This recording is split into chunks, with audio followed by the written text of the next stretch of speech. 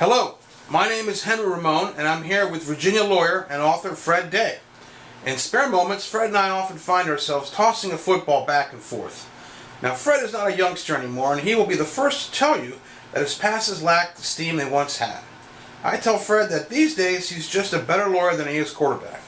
In fact, he's quite adept at explaining the laws of torts or assisting a client in applying for family-based immigration.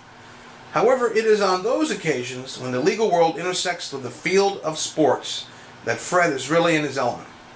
Fred has authored a book titled Clubhouse Lawyer, Law in the World of Sports.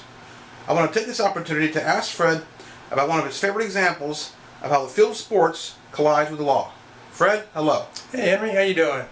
Fred, in your book Clubhouse Lawyer, you talk about the time that a Detroit pitcher named Adam Bernero signed his professional contract on a napkin at a Denny's restaurant. That just sounds crazy to me. Can you give us some details? Yes, Henry, I'd be glad to. Adam Bernero was a pitcher for Armstrong Atlantic State University in the year 1999. That was his senior season, his last year of eligibility for college ball. And after that, after his last game in that season, he would be eligible to sign a professional contract.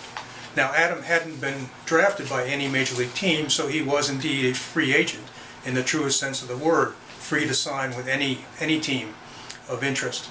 And in particular, the Detroit Tigers were hoping to sign Adam to a free agent contract, but there were other teams chasing him as well, the Atlanta Braves and perhaps the Cleveland Indians. But the Tigers had competition for Adam's services. So after Adam's last game, the intent of the Tigers and their scout Gary York was to sign Adam to a contract quickly so that the other teams would not have a chance to entice him to sign with them. Now, as it turned out, the last game in Adam's career in college ended at about 11:30 in the evening, and his teammates were going off to a Denny's restaurant for post-game dinner.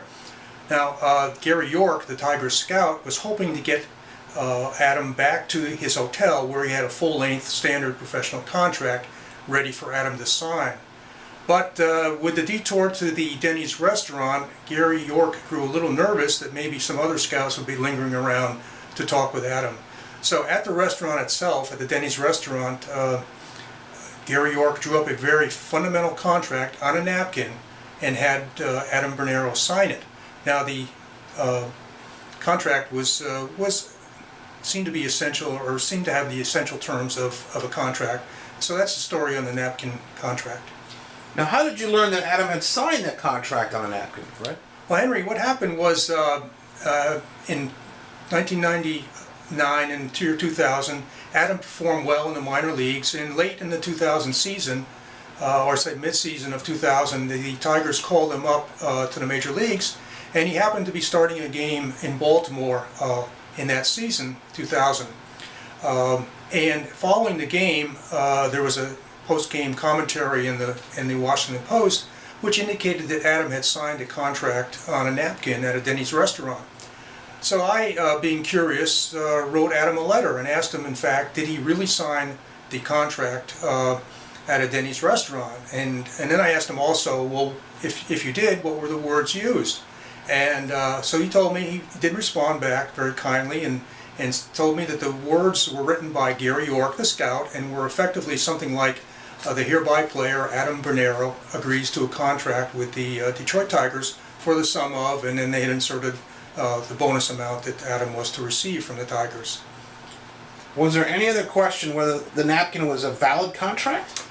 Well, not to me, Henry. I've been accustomed to having contracts on fax paper and other kinds of paper. So that the paper itself, the medium used for the contract, doesn't make a big difference in a legal sense. However, Adam, when he wrote his note back to me, put a postscript that indicated, he said something like, not sure it was valid, but I'm here now in the major leagues, so I really don't care.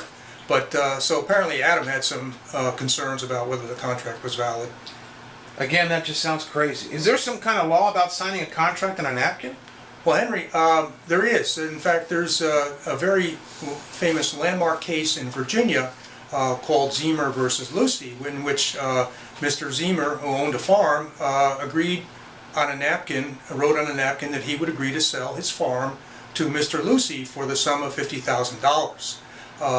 But basically the essential law is if there is an offer by one party, an acceptance by the other party, and consideration in the form of money, those are the essential requirements for a contract. And I would note that in Adam Bernero's case, all three of those elements were present.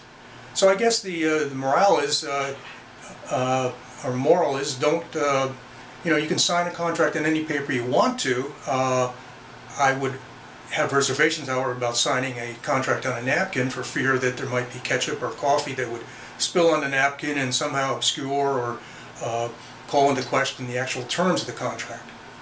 So I guess you would advise that individuals not sign contracts on napkins. That would be my advice, Henry. I would also strongly advise that that they do not, as Mr. Zemer did, actually negotiate a contract and sign it while he's got a bottle of whiskey in his hand.